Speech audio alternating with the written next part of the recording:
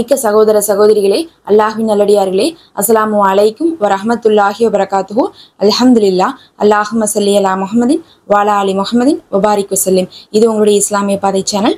இன்னைக்கு நம்ம பார்த்தீங்கன்னா ரமலானுடைய 30 நாளும் நீங்க செய்ய வேண்டிய நபி அவர்கள் கடைபிடித்த அமல்களை மட்டும் நம்ம சொல்ல போறோம். இதை நீங்க என்ன பண்ணுங்க, தொடர்ச்சியாக ரமலான் 1லேருந்து செய்து கொள்ளுங்க. ஏன்னா நமக்கு நிறைய நேரத்துல என்ன அமல் செய்யறதுன்னே தெரியாது. தெரிஞ்சா நான் செஞ்சிருவேனே அப்படின்னு தான் எல்லாருமே சொல்லுவாங்க. அப்ப நீங்க ரமலான் நோன்பு வச்சிருக்கோங்க, என்ன செய்யறதுன்னு தெரியாம நேரத்தை வீணடிச்சிடாம இந்த அமலை செய்யுங்க. இந்த ஒரு அமலை நான் 2 வருடமாக செய்கிறேன். மாஷா அல்லாஹ்.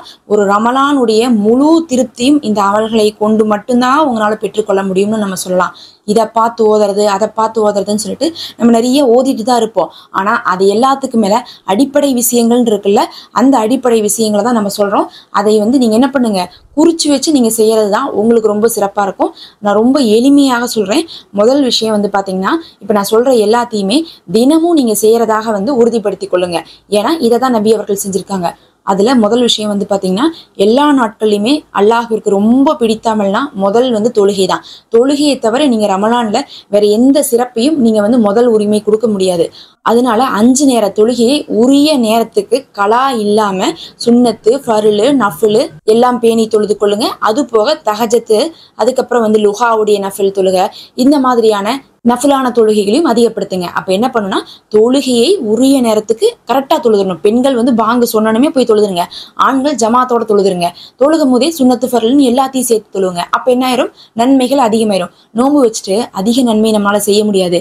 செய்யறதவே முழுசா செஞ்சுட்டீங்கன்னாவே உங்களுக்கு போதும். அப்ப முதல்ல தொழுகை தான் நபி அவர்கள் அதிகமாக செய்வாங்க. இதைதான் சஹாபாக்களும் செஞ்சிருக்காங்க.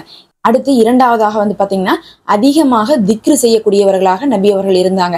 திக்ருனா எந்த திக்ரு வேணா ஓதலாம். உங்களுக்கு தெரிஞ்ச சுபஹானல்லாஹ், அல்ஹம்துலில்லாஹ், அல்லாஹு அக்பரை மட்டும் கூட நீங்க என்ன பண்ணிக்கோங்க, ஓதிக்கொண்டே இருங்க. அது இல்லாம நம்ம இன்னைக்கு ஒரு களிமா போட்டிருக்கோம், அதுதான் 4ஆம் களிமா. அந்த 4ஆம் களிமாவை ஒரு நாளைக்கு 100 முறை மட்டுமாவது ஓதி விடுங்க. இதை தான் நபி அவர்கள் அதிகமாக செஞ்சாங்க.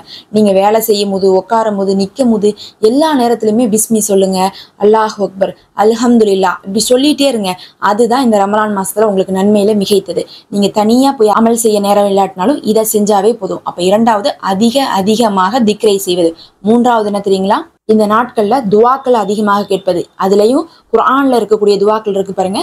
ஆதம் அலைஹிஸ்ஸலாம் அவர்கள் ஓதியது, நபி ஸல்லல்லாஹு அலைஹி வஸல்லம் அவர்கள் ஓதியது, யூனுஸ் அலைஹிஸ்ஸலாம் அவர்கள், மூசா அலைஹிஸ்ஸலாம் அவர்கள், ஜக்ரியா அலைஹிஸ்ஸலாம் அவர்கள், சுலைமான் அலைஹிஸ்ஸலாம் அவர்கள்னு சொல்லிட்டு நம்ம இதெல்லாம் வளமையாக போட்டுட்டு இருக்கோம். இன்ஷா அல்லாஹ் கண்டிப்பா இனி வரக்கூடிய நாட்களை நான் போடுவேன். ஆனா நீங்க நபிமார்களுடைய துவான்னு சொல்லிட்டு கொடுத்துட்டீங்கன்னாவே, கூகுள்ல போட்டு துவா ஆஃப் ப்ராஃபெட்னு போட்டீங்கன்னாவே போதும், இல்ல துவா ஆஃப் நபி அப்படின்னு போட்டீங்கன்னாவே நபிமார்கள் கேட்ட எல்லா துவாக்களும் வரும். ஒரு 7-8 துவாக்களை எடுத்து வச்சுக்கோங்க. அந்த துவாக்களை விட்டுறாதீங்க. உங்க துவாக்கள் தமிழ்ல கேட்டாலும் அந்த துவாக்களை ஓதிட்டே இருங்க. எவ்வளவு ஓதலாம்னா, ஒவ்வொரு நேர தொழுகைக்கு பின்னாடி 3 தடவை ஓதுங்க போதும். அதை 3 தடவை ஓதுறதுக்கு எவ்வளவு நேரம் ஆகும்னா 2 நிமிஷம் தான் ஆகும். நான் பார்த்தா ஒரு 7 நபிமாருடைய துவா ஓதுவேன். அது ஓதுறதுக்கு எனக்கு ஒரு 1.5 நிமிஷம் கூட ஆகாது. எல்லாம் ஒரு வரி தானே. யூனுஸ் அலைஹிஸ்ஸலாம் அவர்கள் துவானா லா இலாஹா இல்லா அன்த சுப்ஹானக இன்னி குன்து மினல் ஸாலிமீன். இது உங்களுக்கு தெரியும் தானே. இந்த மாதிரி தான் 7 நபிமார்களுடைய துவாவும் சின்னதா இருக்கும். அப்ப அந்த துவாவை மனப்பாடம் பண்ணி வச்சு ஒவ்வொரு நேர தொழுகைக்கு பின்னாடி அதை ஓதுங்க. இதை ஓதிட்டாவே நோன்பு வச்ச நீங்க 5 நேர தொழுகையும் சரியாக தொழுகை செய்து நல்ல திக்ரு ஓதி நல்ல துவா செஞ்ச நன்மை உங்களுக்கு கிடைச்சிடும். இது போக நபி அவர்கள் என்ன செய்வாங்கன்னா, அதிகமாக குர்ஆனோடு தொடர்பு இருப்பாங்க. அப்படின்னா குர்ஆனை ஓதுங்க. இந்த மாசம் ஃபுல்லா என்ன பண்ணுங்க, குர்ஆனை எடுத்து வச்சு ஓதுங்க. அதிகமா ஓதுங்க, முடிஞ்ச அளவுக்கு ஓதுங்க. தெரியாதவங்க தமிழ் குர்ஆன் எடுத்து வச்சு தமிழ்ல இருக்கிற அர்த்தத்தை படிங்க.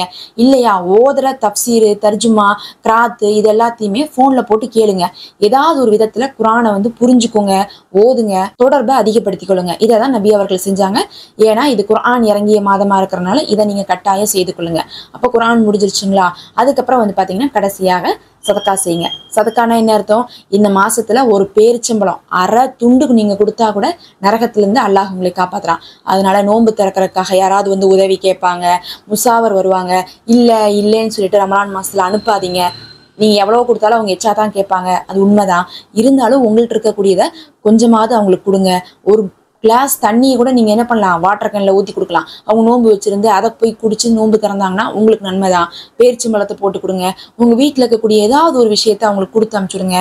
அந்த மாதிரி நிறைய என்ன பண்ணுங்க, சதக்கா செய்யுங்க. அதுலேயும் இஃப்தார் விருந்துகளையே சதக்காவாக நீங்கள் செய்யலாம். காசு, பணம், துணி கொடுக்குற மாதிரி நோன்பு திறக்கிறதையும் இல்லாதவர்களுக்கு செய்யுங்க. எப்போ பார்த்தாலும் இந்த ஃபேமிலிக்குள்ளே இருக்கவங்களையே கூப்பிட்டு நம்ம நோன்பு திறக்கிறதுக்கெல்லாம் எல்லாமே அரேஞ்ச் பண்ணுறோம். ஆனால் அவங்க பார்த்தீங்கன்னா அவங்க வீட்லேயும் நல்லா தான் சாப்பிடுவாங்க, நம்ம வீட்லேயும் அவங்க நல்லா தான் சாப்பிட போகிறாங்க. இதே இல்லாதவங்களுக்கு எங்கேயுமே அவங்க சாப்பிட்றதுக்கு வாய்ப்பு இருக்காது. அப்படிப்பட்டவங்களுக்கு இஃப்தார் விருந்து கொடுங்க. வீட்டுக்கு கூட்டு கூட கொடுக்கணும்னு அவசியம் இல்லை. சும்மா 2 பேரிச்சம்பழத்தை போட்டு தண்ணியை கொடுத்து ஜூஸ் எல்லாம் ஒரு பாட்டில் ஊற்றி கொடுத்தீங்கன்னா கூட உங்களுக்கு நன்மை தான். அந்த மாதிரி செய்யுங்க. ஏழை எளியவர்களுக்கு இந்த மாதத்தில் அதிகமாக உதவுங்க. இந்த அமல்களை டெய்லி கணக்கு வச்சுக்கோங்க.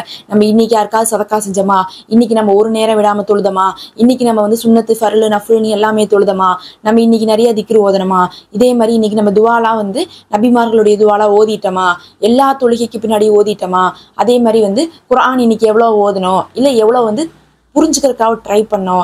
இந்த மாதிரி நீங்கள் டெய்லி செக் பண்ணுங்கள். இதை தவிர உண்மையாக சொல்கிறேன், உங்களுக்கு வேறு சிறந்த அமல்களே இருக்காது. இதைதான் நபி அவர்கள் செஞ்சாங்க.